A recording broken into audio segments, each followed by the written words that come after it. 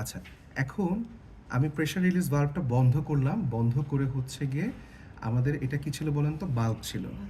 কি বাল্ব ছিল বলেন তো? Inflation bulb. এটাকে আমি যখন চিপ দিচ্ছি তখন আমার প্রেশার বের কিন্তু বাড়তেছে।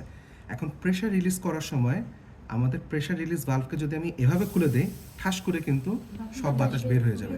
তাহলে খোলার সময় যে সিস্টেমে আমাদের খুলতে হবে, সবাই ভালো করে খেয়াল করবেন, এটা ভুল করা যাবে না।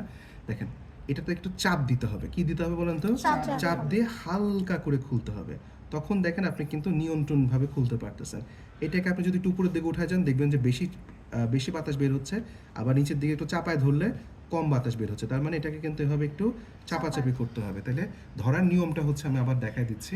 আপনি আপনার তালুর মধ্যে রাখবেন এবং প্রেশার রিলিজ ভালভটার মধ্যে তর্জনী এবং বুড়া আঙুল রাখবেন এবং এটাকে যেন এভাবে উপর থেকে নিচের দিকে চাপ দিতে পারেন, সেই বিষয়টা হচ্ছে মেনটেন করতে হবে। ঠিক আছে?